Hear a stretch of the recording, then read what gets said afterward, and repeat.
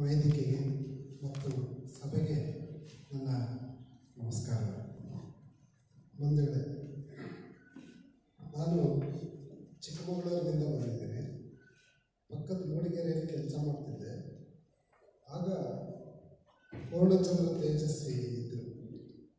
2007ರಲ್ಲಿ ಅವರು ತೀರ್ಕೊಳ್ಳೋ ಮೊದಲು ನಮ್ಮ ಕಾಲೇಜಿಗೆ ಬಂದು ಒಂದು ಭಾಷಣ ಮಾಡಬೇಕಲ್ಲ ಸರ್ ಅಂತ ಅವ್ನು ಕೇಳ್ಬಿಟ್ಟಿದ್ದೆ. ಬೈದ್ಬಿಟ್ಟು ಬೇರೆ ಏನಾದ್ರು ಕೆಲಸ ಇದ್ದರೆ ನೋಡ್ಕೊಬಿಡ್ರಿ ಅಂದರು. ಯಾಕೆ ಸರ್ ಅಂತ ಕೇಳಿದ್ರೆ, ನಮ್ಮ ದೇಶ ಹಾಳು ಮಾಡಿರೋದೇ ಭಾಷಣ ಕಂಡ್ರೆ, ಭಾಷಣ ಕೇಳಿ ಯಾವ ನಿರ್ಧಾರ ಆಗಿದೆ. ನನಗೆ ಆಮೇಲೆ ಸಾಹಿತ್ಯ ಸಮ್ಮೇಳನಕ್ಕೆ ಉದ್ಘಾಟನೆಗೆ ಬಂದಿದ್ದರು. ಆಗ 2 ನಿಮಿಷ ಮಾತಾಡಿ ಕನ್ನಡದ ಕೆಲಸದ ಬಗ್ಗೆ ಹೇಳಿಬಿಟ್ಟು ಹೋಗಿದ್ದು ಈ ಕ್ಷಣಕ್ಕೆ ನೆನಪಾಯಿತು. ಪ್ರೊಫೆಸರ್ ಅರಮಿತ್ರ ಬಹಳ ದೊಡ್ಡ ಕನ್ನಡದ ವಿದ್ವಾಂಸರು. ಅವ್ರು ಹೇಳೋರು, ನಮ್ಮಲ್ಲಿ ಕೆಲವರು ಮಾತು ಕೇಳಿದ್ರೆ ಪುರಂದರದಾಸರ ಕೀರ್ತನೆಯ ಸಾಲು ನೆನಪಾಗುತ್ತೆ ಕಣ್ರಿ ಅಂತ. ಯಾವ ಸಾಲು ಸಾರು ಅಂತಂದರೆ, ಕೆಲವರ ಭಾಷಣ ಕೇಳಿದಾಗ ಕಲ್ಲು ಸಕ್ಕರೆ ಕೊಳ್ಳಿರು ಅಂತ ಹೇಳಿದ ಮಾತು ನೆನಪಾಗುತ್ತೆ. ಆದರೆ ಬಹುತೇಕರ ಭಾಷಣ ಕೇಳಿದಾಗ ಕಲ್ಲು ಸಿಕ್ಕರೆ ಕೊಳ್ಳಿರು ಅಂತ ನೆನಪಿಗೆ ಬರುತ್ತೆ. ಆ ಥರ ಇರುತ್ತೆ ಭಾಷಣ ಅಂತೇಳಿ. ಭಾಷಣಕ್ಕೆ ಒಂದು ಸಿದ್ಧತೆ ಬೇಕಾ? ಭಾಷಣಕ್ಕೆ ಒಂದು ಧೈರ್ಯ ಬೇಕಾ? ಭಾಷಣಕ್ಕೆ ಏನು ಬೇಕು ಅನ್ನೋ ಈ ಥರದ ನಾನಾ ಪ್ರಶ್ನೆಗಳಿಗೆ ಈ ಪುಸ್ತಕ ಬಹಳ ಸೊಗಸಾಗಿ ಉತ್ತರ ಹೇಳಿದೆ ಅಂತೇಳಿ. ನನಗೆ ಗೋಪಾಲ್ ಸರ್ ಅವರು ನನ್ನನ್ನು ಸಣ್ಣೂರಿನಲ್ಲಿ ನಾನು ಕುವೆಂಪು ಬಗ್ಗೆ ಮಾತನಾಡಕ್ಕೆ ಹೋದಾಗ ನೋಡಿದ್ರು. ನನಗೆ ನೆನಪಿರಲಿಲ್ಲ. ಆದರೆ ಫೋನ್ ಮಾಡಿಬಿಟ್ಟು ಈ ಪುಸ್ತಕ ನಾವು ಆನ್ಲೈನ್ ಬಿಡುಗಡೆ ಮಾಡ್ತೀವಿ, ನೀವು ಮಾತನಾಡಿ ಅಂತೇಳಿ ಪುಸ್ತಕನ ಚಿಕ್ಕಮಗಳೂರಿಗೆ ಕಳಿಸ್ಕೊಟ್ಟಿದ್ರಲ್ಲ. ಹಾಗಾಗಿ ಆಗಲೇ ಇದನ್ನು ಸಂಪೂರ್ಣವಾಗಿ ಓದಿ ಸಿದ್ಧತೆ ಮಾಡ್ಕೊಂಡಿದ್ದೆ ನಾನು. ಆಮೇಲೆ ಇಲ್ಲ, ಈ ಮುಕ್ತ ಬಿಡುಗಡೆ ಮಾಡೋಣ ಅಂತಂದಾಗ ನನಗೆ ತಕ್ಷಣ ನೆನಪಾಗಿತ್ತು, ಕೊರೋನಾ ಬಂದ್ಬಿಟ್ಟು ಭಾಷಣನೇ ಇದ್ದಂಗೆ ಆಗ್ಬಿಟ್ಟಿತ್ತು. ಈಗ ಯಾರು ಸಭೆನೂ ಮಾಡ್ತಿರ್ಲಿಲ್ಲ, ಭಾಷಣನೇ ಕಡಿಮೆ ಆಗೋಗ್ಬಿಟ್ಟಿತ್ತು. ಆಮೇಲೆ ನಾವು ವರ್ಚುವಲ್ ಇದನ್ನು ಕಲ್ತ್ಕೊಂಡ್ಬಿಟ್ಟಿದ್ವಿ. ಎಲ್ಲ ಮನೆಯಲ್ಲೇ ಕೂತ್ಕೊಂಡು ಭಾಷಣ ಮಾಡೋದು ಕಲ್ತ್ವಲ್ಲ. ಅಂಥ ಸಂದರ್ಭದಲ್ಲಿ ಭಾಷಣ ಕೈಪಿಡಿ ಅನ್ನೋ ಈ ಪುಸ್ತಕ ಓದಿದಾಗ ಸುಮಾರು ನಾನು 2000 ಭಾಷಣ ಮಾಡಿದ್ದೀನಿ ಅಂತ ಚಂದನ್ದಲ್ಲಿ ಸಂದರ್ಶನ ಮಾಡಿದ್ರು. ಅಂತಹ ನನಗೆ ಎಂಥ ನಾಚಿಕೆ ಆಯಿತು ಅಂತಂದರೆ, ಇದುವರೆಗೆ ನಾನು ಮಾಡಿದ್ದು ಭಾಷಣ ಉಪನ್ಯಾಸನ ಜನರ ತಲೆ ತಿಂದಿದ್ನೋ ಏನೋ ಅಂತ ಅನ್ನಿಸ್ಬಿಡ್ತು. ಯಾಕೆಂತಂದರೆ ಆ ಥರದ ಒಂದು ಶಿಸ್ತು ಭಾಷಣಕಾರನಿಗೆ ಬೇಕು ಅನ್ನೋದನ್ನು ಈ ಪುಸ್ತಕ ಬಹಳ ಅದ್ಭುತವಾಗಿ ನನ್ನ ಅರಿವಿಗೆ ತಂದುಕೊಟ್ಟಿದ್ದರಿಂದ ಇವತ್ತು ನಾನು ಬರಬೇಕಾದ್ರೆ ಬಹಳ ಹೆದರಿಕೆಯಲ್ಲಿ ಬಂದೆ. ಯಾಕೆಂತಂದರೆ ಈ ಭಾಷಣ ಮಾಡೋರ್ಗೆ ಅಷ್ಟೇ ಅಲ್ಲ, ನಂಗೆ ಒಂದು ಕ್ಷಣ ನಿಮ್ಮನ್ನೆಲ್ಲ ನೋಡ್ಬಿಟ್ಟು ನೀವೆಲ್ಲ ಈ ಪುಸ್ತಕ ಓದ್ಕೊಂಡು ಬಂದಿದ್ದೀರ ಅನ್ನೋ ಒಂದು ಅನುಮಾನ ಆಗ್ಬಿಟ್ಟು. ಯಾಕೆ ಅಂತಂದರೆ ಸಭಿಕರು ಹೆಂಗೆ ಕೂತಿರ್ಬೇಕು ಅನ್ನೋದು ಬಂದಿಯಾರ. ಸಭಿಕರಿಗೆ ಏನಿರಬೇಕು ಒಂದು ಕಾರ್ಯಕ್ರಮಕ್ಕೆ ಹೋದರೆ ಇಲ್ಲಿ ಏನು ನಡೆಯುತ್ತೆ, ಅವ್ರು ಮಾಡೋ ವಿಚಾರಗಳು ನನ್ನ ಮನಸ್ಸಿಗೆ, ನನ್ನ ಮೂಡಿಗೆ ಬಂದುತ್ತಾ ಕೇಳೋ ತಾಳ್ಮೆ ಇದೆಯಾ ಅಂತ ಯೋಚನೆ ಮಾಡ್ಕೊಂಡು ಒಂದು ಸಭೆಗೆ ಹೋಗ್ಬೇಕು ಅಂತ ಸೂಚನೆ ಕೊಟ್ಟಿದ್ದಾರೆ. ಆಮೇಲೆ ಒಂದು ಸಭಾ ಮರ್ಯಾದೆ ಕಾಪಾಡೋದು ಹೇಗೆ ಅಂತಂದರೆ, ಮಧ್ಯದಲ್ಲಿ ನಾವು ಸಾಮಾನ್ಯವಾಗಿ ನಮ್ಮ ಅರಮಿತ್ರ ಅವರೇ ಒಂದು ಸಲ ಹೇಳಿದ್ರು, ಹೀಗೆ 10 ನಿಮಿಷ ಮಾತನಾಡಿ 5 ನಿಮಿಷ ಮಾತನಾಡಿ ಅಂತ ಹೇಳಿದ್ರು. ಗಂಟೆಗಟ್ಟಲೆ ಮಾತಾಡ್ತಿರ್ತೀವಲ್ಲ, ಎದುರುಗಡೆ ಕೂತವರು ಹಿಂಗೆ ಶುರು ಮಾಡ್ತಾರೆ ಅಂತೀವಿ. ಹಂಗೂ ಭಾಷಣ ನಿಲ್ಲಿಸಲಿಲ್ಲ ಅಂದರೆ ವಾಚನ್ನ ಬಿಚ್ಚಿ ಹಿಂಗೆ ಕುಟ್ಟಿ ಹಿಂಗೆ ನೋಡೋಕ್ಕೆ ಶುರು ಮಾಡಿದ್ದಾರೆ. ಆ ಥರದ ಸ್ಥಿತಿ ಇರುತ್ತಲ್ಲ. ಸಭಿಕರಾಗಿ ನಮ್ಮ ಜವಾಬ್ದಾರಿ ಏನು ಅಂತ ಹೇಳಿದ್ದಾರೆ. ಗೋಪಾಲ್ ಸರ್ ಮಾತನಾಡಬೇಕಾದ್ರೆ ನನ್ನ ಸೀಮಿತ ಅನುಭವದಲ್ಲಿ ನಾನು ಈ 2 ಪುಸ್ತಕವನ್ನು ಬರೆದಿದ್ದೀನಿ ಅಂತ ಹೇಳಿದ್ರು.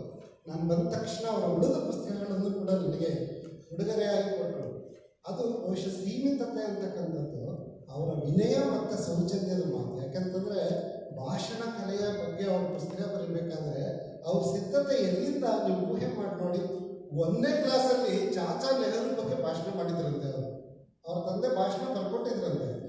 ಆಗ ಅವರ ಒಳಗಡೆ ಬಂದ ಭಾಷಣ ಮಾಡುವ ಉಮೇದಿದೆಯಲ್ಲ, ಅದು ನಾಡಿನಾದ್ಯಂತ ಮುಂದೆ ಅನೇಕ ಉಪನ್ಯಾಸಗಳು, ಅದರಲ್ಲಿ ಒಂದು ಅವ್ರ ಸಾಧನೆಗಳ ಪಟ್ಟಿ ಅವರು ಪ್ರೆಸೆಂಟ್ ಮಾಡೋ ಇದು, ಆ ಎಲ್ಲ ಅನುಭವಗಳ ಜೊತೆ ನಾನು ಅವರಿಗೆ ನಿನ್ನೆ ಹೇಳಿದೆ. ಅವರು ಪಾಪ ಪುಸ್ತಕ ಕೊಟ್ಟ ಮೇಲೆ ನಮ್ಮ ಪಾಡಿಗೆ ನಮ್ಮನ್ನು ಬಿಟ್ಬಿಟ್ಟಿದ್ರು, ಏನಾದರೂ ಓದ್ಕೋ ಏನಾದರೂ ಮಾತಾಡ್ಕೋ ಅಂತ ಅಂದ್ಬಿಟ್ಟು.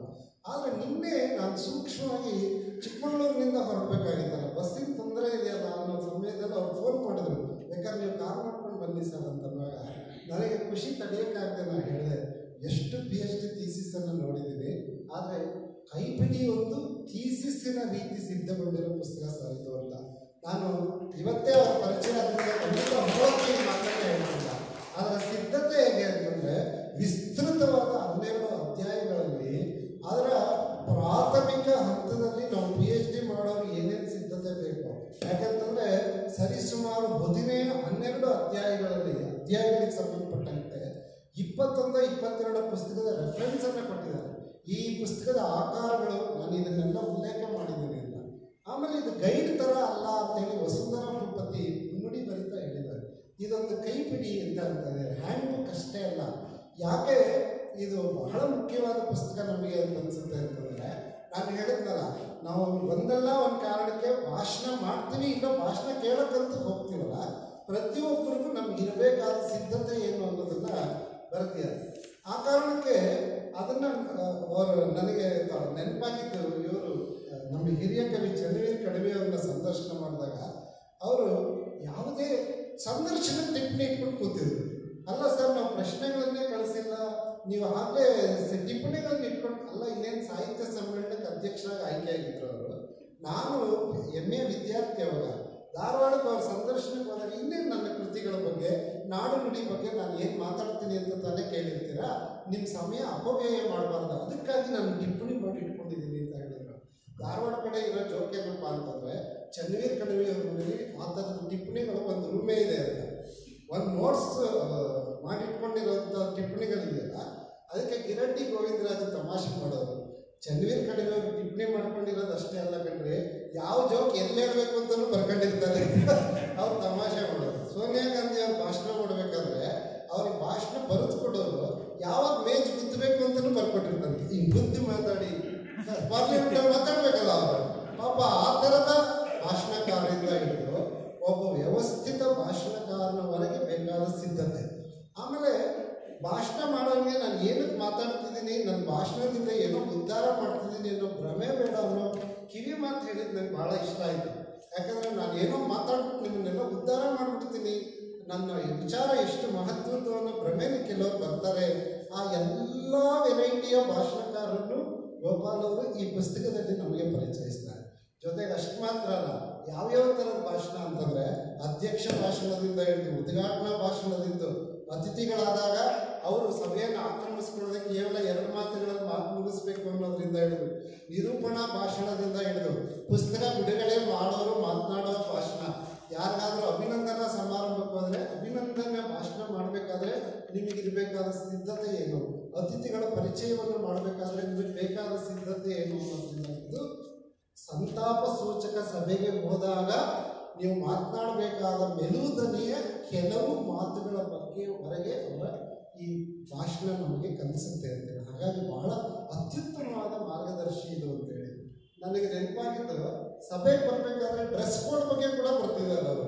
ಈ ವೇದಿಕೆ ಹೇಗಿರಬೇಕು, ಸಂಘಟಕರಿಗೆ ಎಷ್ಟು ಒಳ್ಳೆ, ಬರೀ ಭಾಷಣ ಮಾಡೋಂಥವ್ರಿಗೆಲ್ಲ ಒಂದು ಸಭೆನ ನಾನು ಅರೇಂಜ್ ಮಾಡ್ತೀನಿ ಅಂತಂದರೆ ಅವರು ಎಷ್ಟು ಮೊದಲು ಒಬ್ಬ ನಿರೂಪಕ ಬಂದು ವೇದಿಕೆಯ ಉಸ್ತುವಾರಿಯನ್ನು ನೋಡಬೇಕು ಅನ್ನೋದ್ರಿಂದ ಹಿಡಿದು ಒಂದು ಹಾಲಿನ ಕನ್ನಡತೆ ಇರುತ್ತಲ್ಲ ನೋಡಿ, ಅವ್ರಿಗೆ ಎಂತ, ನಾನು ಯಾಕೆ ಅವರೊಬ್ಬ ಸಂಶೋಧಕರಾಗಿ ಇದನ್ನು ಬರ್ದಿದ್ದಾರೆ ಅಂತೀನಿ ಅಂತಂದರೆ, ರಚನಾತ್ಮಕವಾಗಿ ನೋಡ್ತಾರೆ. ಈಗ ನನಗೆ ಬಂದ ತಕ್ಷಣ ಹಾಲಲ್ಲಿ ಎಷ್ಟು ಜನ ಇದ್ದಾರೆ ನನ್ನ ಭಾಷಣ ಕೇಳೋಕ್ಕೆ ಅನ್ನೋದು ಬಿಟ್ಟರೆ ಮಕ್ಕಿ ಬಿಕ್ಕಿದೇನು ಗೊತ್ತಾಗಲ್ಲ. ಆದರೆ ಅವರು ಬರೀಬೇಕಾದ್ರೆ ಈ ಹಾಲಿನ ವಿನ್ಯಾಸಕ್ಕೆ ತಕ್ಕ ಹಾಗೆ ಟೇಬಲ್ಗಳನ್ನು ಜೋಡಿಸೋದು ಹೇಗೆ, ಅತಿಥಿಗಳನ್ನು ಕೂರಿಸೋದು ಹೇಗೆ, ಅತಿಥಿಗಳನ್ನು ಇಲ್ಲಿಗೂ ಹೇಗಿರಬೇಕು ಅನ್ನೋದ್ರಿಂದ ಹಿಡಿದು ಬ್ಯಾನರನ್ನು ಕಟ್ಟೋದು ಹೇಗೆ, ಆ ಬ್ಯಾನರಿನ ಅಳತೆ ಎಷ್ಟಿರಬೇಕು ಅಂತ ಬರ್ದಿದ್ದಾರೆ. ಆಮೇಲೆ ಆ ಬ್ಯಾನರ್ ಅನ್ನೋ ಪದಕ್ಕೆ ಕನ್ನಡ ಪದ ಇದೆಯಾ ಅಂತ ಹುಡುಕಿದ್ರೆ ತಟ್ಟಿ ಪತಾಕೆ ಅಂತ ಒಂದು ಪದ ಬ್ರಾಕೆಟ್ನಲ್ಲಿ ನಮ್ಗೆ ಅರ್ಥ ಆಗುತ್ತೋ ಇರುವಂತ ಈ ಥರದ ಅವ್ರು ಬಳಸಿರೋ ಪದಗಳಿಗೆ ಅರ್ಥ ಇರತಕ್ಕಂಥ ಒಂದು ಪದಕೋಶವನ್ನೇ ಈ ಕೊನೆಯಲ್ಲಿ ಕೊಟ್ಟಿದ್ದಾರೆ ನಮಗೆ. ಆ ಪದಕೋಶದ ಜೊತೆಗೆ ಆಮೇಲೆ ಈ ಪುಸ್ತಕದ ಇನ್ನೊಂದು ಉಪಯೋಗ ಏನಪ್ಪ ಅಂತಂದರೆ, ನಾವು ಸಾಮಾನ್ಯ ಮಾತಾಡಬೇಕಾದ್ರೆ ಗಾದೆಗಳನ್ನು ಉಲ್ಲೇಖಿಸ್ತಿರ್ತೀವಿ. DVG ಅವರ ಇವರ ಮಂಕುತಿಮ್ಮನ ಕಗ್ಗನ ಸರ್ವಜ್ಞನ ವಚನಗಳನ್ನು ಉಲ್ಲೇಖಿಸ್ತೀವಲ್ಲ, ತುಂಬ ಜನಪ್ರಿಯವಾಗಿ ನಮ್ಮ ನೆರವಿಗೆ ಬರ್ತಕ್ಕಂಥವು ಯಾವುವು ಅನ್ನೋದನ್ನು ಆಯ್ದು ಒಂದು ಅಧ್ಯಾಯದಲ್ಲಿ ನಮ್ಗೆ ಕೊಟ್ಟಿದ್ದಾರೆ. ಅಷ್ಟು ಮಾತ್ರ ಅಲ್ಲ, ಒಂದು ಅತ್ಯುತ್ತಮ ಭಾಷಣ ಹೇಗಿರಬೇಕು ಅನ್ನೋದಕ್ಕೆ ಮಾದರಿಯಾಗಿ ಸ್ವಾಮಿ ವಿವೇಕಾನಂದರು ಚಿಕಾಗೋದಲ್ಲಿ ಮಾತನಾಡಿ ಜಗತ್ತಿನ ಗಮನ ಸೆಳೆದ್ರಲ್ಲ, ಆ ಮಾತು ಹೇಗಿತ್ತು, ಅವ್ರ ಸಿದ್ಧತೆ ಹೇಗಿತ್ತು ಅನ್ನೋದಕ್ಕೆ ಭಾಷಣದ ಒಂದು ಇದನ್ನು ಕನ್ನಡಕ್ಕೆ ಅನುವಾದ ಮಾಡಿಕೊಟ್ಟಿದ್ದಾರೆ. ಅಷ್ಟು ಮಾತ್ರ ಅಲ್ಲ, ಕುವೆಂಪು ಒಳ್ಳೆ ಭಾಷಣಕಾರರಲ್ಲ, ಬರ್ಕೊಂಡು ಓದ್ತಾ ಇದ್ದಿದ್ದವ್ರು, ಯಾವ ಕಾರಣಕ್ಕೂ ಮಾತಾಡೋಕೆ ಹೋಗ್ತಾ ಇರಲಿಲ್ಲ. ಆದರೆ ಬೇಂದ್ರೆ ಅವರನ್ನು ಕರೆದ್ರೆ ಮಾತು ನಿಲ್ಲಿಸೋದೇ ಕಷ್ಟ ಆಗ್ತಾ ಇತ್ತು. ಕೀರಂ ನಾಗರಾಜು 40 ನಿಮಿಷ ಅಂತ ಕೊಟ್ಟರೆ 1 ಗಂಟೆ ಕ್ಲಾಸ್ ಇದೆ, 2 ಗಂಟೆ 3 ಗಂಟೆ ಮಾಡಿದ ಉದಾಹರಣೆಗಳಿದೆ. ಆ ಎಲ್ಲ ಮಾದರಿಗಳಲ್ಲೂ ಜನರನ್ನು ಹಿಡಿದಿಟ್ಕೊಂಡು ನನಗೆ ಇರುವ ಜವಾಬ್ದಾರಿ ಏನು ಅನ್ನೋದನ್ನು ಅರ್ಥ ಮಾಡಿಕೊಂಡು ವಿಷಯವನ್ನು ರವಾನಿಸೋದಕ್ಕೆ ಬೇಕಾದ ಸಿದ್ಧತೆ, ವಿಷಯ ಜ್ಞಾನ, ಭಾಷೆಯ ಮಂಡನೆ ಜೊತೆಗೆ ಆಂಗಿಕ ಬಾಡಿ ಲ್ಯಾಂಗ್ವೇಜ್ ಬಗ್ಗೆ ಕೂಡ ಬರೆದಿದ್ದಾರೆ. ಕೆಲವರು ಮಾತಾಡುವಾಗ ನೋಡಿದರೆ ಗುಂಡಿ ಹಿಂಗೆ ಹಿಡ್ಕೊಂಡ್ಬಿಡ್ತಾರೆ.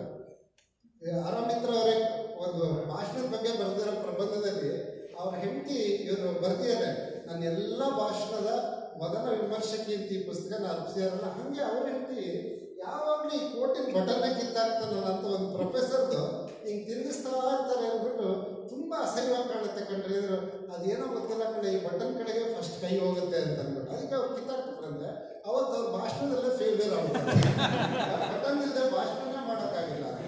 ನನಗೆ ನಮ್ಮ ಎಷ್ಟು CPK ಹೇಳಿದ್ರು, ಅಲ್ಲರಿ ನೀವೆಲ್ಲ ವಿಷಯ ಓದ್ಕೊಂಡಿದ್ದೀರಾ, ಭಾಷಣ ಹೆಂಗೆ ಮಾಡಬೇಕು ಅಂತಲೇ ಬರೋಲ್ಲ ನಿಮಗೆ ಹೇಳ್ಬಿಟ್ರು ಅಂತ ಅವ್ರ ಹೆಂಡತಿಗೆ.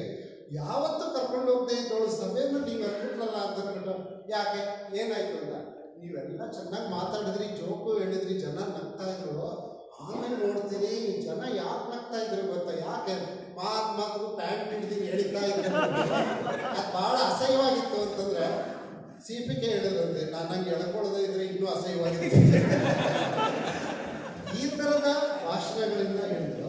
ಕೆಲವರು ಈಗ ತಲೆ ಕರೀತಾ ಇರ್ತಾರೆ, ನಮ್ಮ ಮಾಜಿ ಪ್ರಧಾನಿಗಳು ಗೊತ್ತಿಲ್ಲದೇನೋ ಕೈ ಅನಾಯಾಸವಾಗಿ ಮೂಗಿಗೆ ಹೋಗ್ಬಿಡುತ್ತೆ. ಇದೆಲ್ಲ ಸಭಾ ಮರ್ಯಾದೆ ದೃಷ್ಟಿಯಿಂದ ಒಂದು ಸಭೆಯಲ್ಲಿ ನೀನು ಅತಿಥಿಯಾಗಿ ಬಂದರೆ ಅವ್ರು ಕರೆದು ಕೂರ್ಸೋ ತನಕ ನೀನು ಕೂರ್ಬೇಕಾದ ಜಾಗ ಏನು ಅನ್ನೋದ್ರಿಂದ ಹಿಡಿದು ಸಭೆಯಲ್ಲಿ ಹೇಗೆ ಕೂರ್ಬೇಕು ಅನ್ನೋ ವಿಚಾರವನ್ನು ಕೂಡ ಬರೆದಿದ್ದಾರೆ. ಆರಾಮಾಗಿ ನಾನು ಅದಕ್ಕೆ ಕುತ್ಕೊಂಡು ನೋಡ್ತಾ ಇದ್ದೆ, ಪುಸ್ತಕದಲ್ಲಿ ಹೇಳ್ದಂಗೆ ಕೂತಿದ್ದೀನೋ ಇಲ್ಲ ಥರ ಆರಾಮಾಗಿ ಕುತ್ಕೊಂಡ್ಬಿಡೋದು, ಕಾಲನ್ನ ಕಾಲು ಹಾಕೊಂಡು ಕುತ್ಕೊಂಡ್ಬಿಡೋದು, ಅದೆಲ್ಲ ನನ್ನ ವಿದ್ವತ್ತನ್ನು ಅಹಂಕಾರವಾಗಿ ಪ್ರದರ್ಶಿಸಿರಬಾರ್ದು, ಬದಲಿಗೆ ವಿನಯ ಮತ್ತು ಸೌಜನ್ಯದ ಪ್ರತೀಕವಾಗಿ ಅದು ಕಾಣಬೇಕು ಅನ್ನೋದನ್ನು. ಆಮೇಲೆ ಮಾತನಾಡ್ತಿರ್ಬೇಕಾದ್ರೆ ಹಾಸ್ಯಕ್ಕಾಗಿ ನಾವು ಯಾವುದ್ಯಾವುದೋ ದ್ವೇಷದ ಮಾತುಗಳನ್ನೆಲ್ಲ ಬೇರೆ ಥರ ತೀರಿಸ್ಕೊಳ್ತೀವಲ್ಲ, ಅಥವಾ ವ್ಯಂಗ್ಯವಾಗಿ ಚುಚ್ಚುತ್ತಾ ಇರ್ತೀವಲ್ಲ, ಅಂತಹ ಸಂದರ್ಭದಲ್ಲಿ ಒಬ್ಬ ಭಾಷಣಕಾರನ ಜವಾಬ್ದಾರಿ ಏನು ಅನ್ನೋದನ್ನು ಹೇಳ್ಕೊಟ್ಟಿದ್ದಾರೆ. ಸರ್ ಹೇಳಿದ್ರು 1ನೇ ಕ್ಲಾಸಲ್ಲಿ ನಾನು ಮೊದಲು ಭಾಷಣ ಮಾಡೋದು ಕಲಿತೆ ಅಂತ. ನಂಗೆ ನೆನಪಾಗುತ್ತೆ, 7ನೇ ಕ್ಲಾಸಲ್ಲಿ ನಾನು ಮೊದಲು ಭಾಷಣ ಮಾಡೋಕ್ಕೆ ನಮ್ಮಣ್ಣ ಭಾಷಣ ಬರ್ಕೊಟ್ಟಿದ್ದಾನೆ, ಓದು ಅಂತ ಹೇಳ್ತೇನೆ. ಏನು ಮಾಡಿದ್ರು ನನಗೆ ಅವನು ಮೊದಲನೇ ಅಕ್ಷರ ಸನ್ಮಾನ್ಯ ಅಧ್ಯಕ್ಷರೇನು ಬರ್ಕೊಟ್ಟಿದ್ದ. ನಾನು ಅವನು 20 ಸಲ ಪ್ರಾಕ್ಟೀಸ್ ಮಾಡಿದ್ರು, ಸ್ಕೂಲಲ್ಲಿ ಹೋಗಿ ಸಾಮಾನ್ಯ ಅಧ್ಯಕ್ಷರೇ ಓದಕ್ಕೆ ಬಂದೇ ಇರಲಿಲ್ಲ ನನಗೆ. ಹಾಗಾಗಿ ಒಂದು ಸಿದ್ಧತೆ ಎಷ್ಟು ಮಟ್ಟಿಗೆ ಮುಖ್ಯ ಅಂತ ನೋಡಿ. ನನಗೆ ಈ ಸೆಂಟ್ರಲ್ ಕಾಲೇಜಲ್ಲಿ ಕೂತಾಗ ಅದ್ಭುತ ವಾಕ್ಪಟು ಅಂತ ಅನಿಸ್ಕೊಂಡ ರಾಜರತ್ನಂ ನೆನಪಾಗ್ತಿದ್ರು. ಅವ್ರು ಹೇಳಿದ ಒಂದು ಮಾತೇನಪ್ಪ ಅಂತಂದರೆ, ಸಿದ್ಧತೆಯಿಂದ ಯಾವ ಇದಕ್ಕೂ ಹೋಗಬೇಡ, ಟಿಪ್ಪಣಿ ಇಟ್ಕೊಂಡು ಹೋಗು ಅಂತ. ಆಮೇಲೆ ಅವ್ರು ಹೇಳಿದ ಮಾತೇನಪ್ಪ ಅಂದರೆ, ಕಾರ್ಯಕ್ರಮ ಮುಗಿದ ತಕ್ಷಣ ಟಿಪ್ಪಣಿನ ಹೊರತು ಬಿಸಾಕು ಅಂತ. ಯಾಕೆಂದರೆ ಅದನ್ನೇ ಇಟ್ಕೊಂಡು ಈಗ ರಾಜ್ಯೋತ್ಸವದ ಭಾಷಣ ಮಾಡಿಬಿಟ್ರೆ ಇನ್ನು 10 ರಾಜ್ಯೋತ್ಸವದಲ್ಲೂ ಅದೇ ಮಾತಾಡ್ತಿರ್ತೀನಿ ನಾನು, ಓದೋದೇ ಇಲ್ಲ, ನನ್ನ ಒಳಗಡೆ ವಿಕಾಸ ಆಗೋದಿಲ್ಲ. ಅದಕ್ಕೆ ಗೋಪಾಲ್ ಸರ್ ಹೇಳ್ತಾರೆ, ಭಾಷಣ ಅಂತಕ್ಕಂಥದ್ದು ನಾನು ಏನೋ ಉದ್ಧಾರ ಮಾಡ್ತೀನಿ ಅನ್ನೋದಕ್ಕಿಂತ ನನ್ನ ವೈಯಕ್ತಿಕ ವಿಕಾಸ, ಆ ಮೂಲಕ ನಾನು ಓದ್ತಾ ಇದ್ದೀನಿ. ಬಂದ ಇಷ್ಟು ಜನರ ಸಮಯವನ್ನು ಗೌರವಿಸಿ ನಾನೇನೋ ಹೇಳ್ತೀನಿ ಅಂದರೆ ಅದಕ್ಕೆ ತಕ್ಕ ಸಿದ್ಧತೆ. ಯಾವಾಗ ನೀವು ಯಾರನ್ನ ಭಾಷಣ ಕರೆದುಬಿಟ್ರು ಅಂತಂದರೆ ಹೋಗಿ ಭಾಷಣ ಮಾಡೋ ತನಕನೂ ನೀನು ಹೋದಲ್ಲಿ ಬಂದಲ್ಲಿ ಅದು ನಿನ್ನನ್ನು ಹಿಂಬಾಲಿಸ್ತಾ ಇರಬೇಕು, ಕಾಡ್ತಾ ಇರಬೇಕು. ಆಗ ಮಾತ್ರ ಒಂದು ಒಳ್ಳೆ ಸಿದ್ಧತೆಯನ್ನು ಮಾಡ್ಕೊಂಡು ಹೋಗ್ತೀಯ ಅಂತ ಅಂದ್ಬಿಟ್ಟು ಈಗ ಭಾಷಣಕ್ಕಲ್ಲ ಮೇಷ್ಟ್ರಿಗಳಿಗೂ ಭಾಳ ಉಪಕಾರ ಅಂತ ನಾನು ಅಂದ್ಕೊಂಡಿದ್ದೀನಿ. ಅದಕ್ಕೆ ಪ್ರತಿ ಮನೆಯಲ್ಲೂ ಇರಬೇಕಾದಂತಹ ಪುಸ್ತಕ ಅಂತೇಳಿ. ನನ್ನ ಡ್ರೆಸ್ ಕೋಡ್ ಬಗ್ಗೆ ಹೇಳ್ತಾ ಇದ್ದಲ್ಲ, ತುಂಬ ಹಾಳ ಬಣ್ಣದ ಬಟ್ಟೆ ಹಾಕ್ಕೊಂಡು ಕೂತ್ಬಿಟ್ರೆ ಉಳಿದವ್ರಿಗಿಂತ ನಾವೊಬ್ಬರೇ ಎದ್ದು ಕಾಣ್ತಿರ್ತೀವಲ್ಲ, ತುಂಬ ಅಸಹ್ಯವಾಗಿರುತ್ತೆ ಅನ್ನೋ ಸೂಕ್ಷ್ಮತೆಯಿಂದ ಇದ್ದು, ಯಾರು ಸತ್ತಾಗ ರೇಷ್ಮೆ ಸೀರೆ ಉಟ್ಕೊಂಡು ಮೈ ಮೇಲೆ ಆಭರಣ ಹಾಕೊಂಡು ಹೋಗ್ಬಿಟ್ರೆ ಎಷ್ಟು ಅಬ್ಬರಡಾಗಿರುತ್ತೆ ಅನ್ನೋದನ್ನು ಕಾಣಿಸಿದ್ದಾರೆ. ಅಂದರೆ ಆ ಸಭೆಗೆ ತಕ್ಕ ಒಂದು ವೇಷಭೂಷಣೆಗಳಿರ್ತಾವಲ್ಲ, ಅದು ಹೇಗೆ ನಮ್ಮ ಗೌರವವನ್ನು ತರುತ್ತೆ ಅಂತ. ನನಗೆ ಈ ಕ್ಷಣಕ್ಕೆ ಹಾಮಾನಾಯಕರು ಮಾತನಾಡ್ತಿದ್ದು ನೆನಪಾಗುತ್ತೆ. ಬಹಳ ದೊಡ್ಡ ಕನ್ನಡ ಕಟ್ಟಿದ ವಿದ್ವಾಂಸರು. ಬಂದ ತಕ್ಷಣವೇ ಸಮಯ ನೋಡ್ಕೊಳ್ಳೋಂಥವ್ರು. ಸಮಯ ನೋಡ್ಬೇಡಿ ಮಾತಾಡಿ ಅಂತಂದರೆ ಅದಕ್ಕೆ ನಮ್ಮ ದೇಶ ಸ್ಥಿತಿ ಹಿಂಗಾಗಿರೋದು ಕಣ್ರಿ ಅಂತ ಹೇಳ್ಬಿಟ್ಟು ಕೊಟ್ಟ ಸಮಯಕ್ಕೆ ನಿಖರವಾಗಿ ಅದನ್ನು ಸಮಯ ಪ್ರಜ್ಞೆ ಬಗ್ಗೆನೂ ಕೂಡ ಕೊಟ್ಟಿದ್ದಾರೆ. ಹಾಗಾಗಿ ಬರೀ ಭಾಷಣಕಾರಿ ಮಾತ್ರ ಅಲ್ಲ, ಸಭಿಕರು ಆರಾಮಾಗಿ ಆಕಳಿಸ್ಬಿಟ್ರೆ ಸಾಕಲ್ಲ, ಅಥವಾ ಫೋನಲ್ಲಿ ಹಲೋ ಅಂತ ಹಿಂಗೆ ಎದ್ದೋಗ್ಬಿಟ್ರೆ ಅಂಥ ಸಂದರ್ಭದಲ್ಲಿ ನೀವು ಹೇಗೆ ವರ್ತಿಸ್ಬೇಕು ಅನ್ನೋದಕ್ಕೆಲ್ಲ ಕಿವಿ ಮಾತು ಹೇಳಿದ್ದಾರೆ. ಒಂದು ವೇಳೆ ತುರ್ತಾದ ಕರೆ ಬಂತು ಅಂತಂದರೆ ನೀವು ದಯವಿಟ್ಟು ಎದ್ದೋಗಿ ಮಾತಾಡ್ಬೋದು. ಅಕಸ್ಮಾತ್ ನಿಮಗೆ ಸಮಯ ಆಯಿತು ಹೋಗಲೇಬೇಕು ಅಂತಂದರೆ ಸಭೆಗೆ ಅತಿಥಿಗಳಿಗೆ ಅಗೌರವ ಆಗದೆ ಇದ್ದಂಗೆ ಒಂದ್ಸಲ ಕೈ ಮುಗಿದ್ಬಿಟ್ಟು ಎದ್ದೋದ್ರೆ ನಿಮಗೇನೋ ಆಗತ್ತೆ, ಅರ್ಜೆಂಟ್ ಇದೆ ಅನ್ನೋದನ್ನ ಅರ್ಥ ಮಾಡ್ಕೊಳ್ತಾರೆ ಅಂತ ಅಂದ್ಬಿಟ್ಟು ಈ ಥರದ್ದು ಎಷ್ಟೋ ಸಿದ್ಧತೆಗಳು. ನಾನು ನಿಮ್ಮ ಮುಂದೆ ಕೇವಲ 2% ಅಷ್ಟೇ ಈ ವಿಚಾರವನ್ನು ಹೇಳಿದ್ದು. ಆದರೆ ಪ್ರತಿ ಅಧ್ಯಾಯದಲ್ಲೂ ಭಾಷಣಕಾರನಿಗೆ ಮಾತ್ರ ಅಲ್ಲ, ಸಭೆಯನ್ನು ಸಂಘಟನೆ ಮಾಡೋಂಥವ್ರಿಗೆ, ನಿರೂಪಣೆ ಮಾಡ್ತಾರೆ, ಬಂದ ಅತಿಥಿಗಳನ್ನು ಹೆಂಗೆ ನೋಡ್ಕೋಬೇಕು ಅಂತ ಕೂಡ ಬರ್ತಿದ್ದಾರೆ. ಅವ್ರಿಗೆ ನೀರು ಬೇಕಾ, ಅವ್ರು ತಿಂಡಿ ತಿಂದಿದ್ದಾರೋ ಇಲ್ವೋ, ಶೌಚಾಲಯಕ್ಕೆ ಹೋಗ್ಬೇಕಾ ಏನೋ ಅಂತ ಕೇಳೋದೇ ಇಲ್ಲ. ನನಗೆ ಒಂದು ಅನುಭವ ಇದೆ. ನಾನು ಫೈನಲ್ BA ವಿದ್ಯಾರ್ಥಿಯಾಗಿದ್ದಾಗ ಹಿರೇಮಗಳ ಕಣ್ಣಲ್ಲಿ ಹೆಸರು ಕೇಳಿದಿರಲ್ಲ, ಅವರು ಬಾ ಕಾರ್ ಹತ್ರ ಬಂದಿದ್ದಾರೆ, ನಾವು ದೇವಸ್ಥಾನಕ್ಕೆ ಕರ್ಕೊಂಡೋಗೋಣ ಅಂತ. ನಾನು ಕಾರಂತರ ದೇವಸ್ಥಾನಕ್ಕೆ ಬರಲ್ಲ ಸರ್, ನಾಸ್ತಿಕರು ಅಂತ. ಕೇಳೋಣಮ್ಮ ಅಂತಂದಾಗ, ಸರ್ ಈ ವಿಗ್ರಹ ನೋಡಕ್ಕ ನೀವು ಬರಬೇಕು ಅಂದರೆ ಆಯ್ತು ನಡೀರಿ ಅಂತಂದ್ರು. ಆಗ ಅವ್ರು ಹೆಚ್ಚು ಕಡಿಮೆ 87 ವರ್ಷ ಕೋಲು ಊರ್ಕೊಂಡು ಕಾರು ಹೇಳಿದ್ರು. ನಾನು ಆ ಊರುಗಳನ್ನ ಇಸ್ಕೊಳಕ್ಕೆ ಅಂತ ಹೋದಾಗ ಕಾರಂತರ ಕೇಳಿದ ಪ್ರಶ್ನೆ, ಯಾಕೆ ನನ್ನ ಕೈಯಲ್ಲಿ ಕೋಲಿದ್ರೆ ನಿಮ್ಮ ದೇವರಿಗೆ ಭಯೋ ಅಂತ ಕೇಳಿದೆ. ನಾನು ಇದ್ರ ಬಗ್ಗೆ ತರಂಗದ ಒಂದು ಲೇಖನ ಬರ್ತಿದ್ದೆ, ಕಾರಂತರ ಜನ ಒಡನಾಟ ಅಂತ.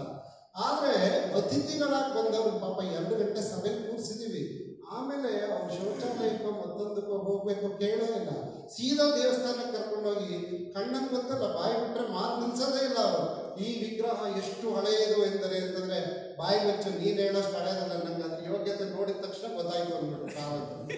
ಆಗ ನಾವು ಸರ್ ತಮಗೆ ಆಸರೆಗೆ ಏನಾದರೂ ಕೊಡಲಿ, ಜ್ಯೂಸ್ ಗೀಸ್ ಬೇಕಾ ಅಂತ ಕೇಳಿದ್ರೆ ಕಚ್ಚೆ ಬಿಚ್ಚು ಉಚ್ಚೆ ಒಯ್ದರೆ ಸಾಕಾಗಿದೆ. ಈ ಥರ ಅತಿಥಿಗಳು ವಯೋವೃದ್ಧರು ಇರ್ತಾರೆ, ನಾನಾ ಹಸುವಾಗಿದೆಯಾ ಏನು ಬೇಕು, ಇದೆಲ್ಲ ಕಿವಿ ಮಾತನ್ನ ಈ ಭಾಷಣ ಕೈಪಿಡಿ ನಮ್ಮ ಕೈಯಲ್ಲಿ ಇರುತ್ತೆ.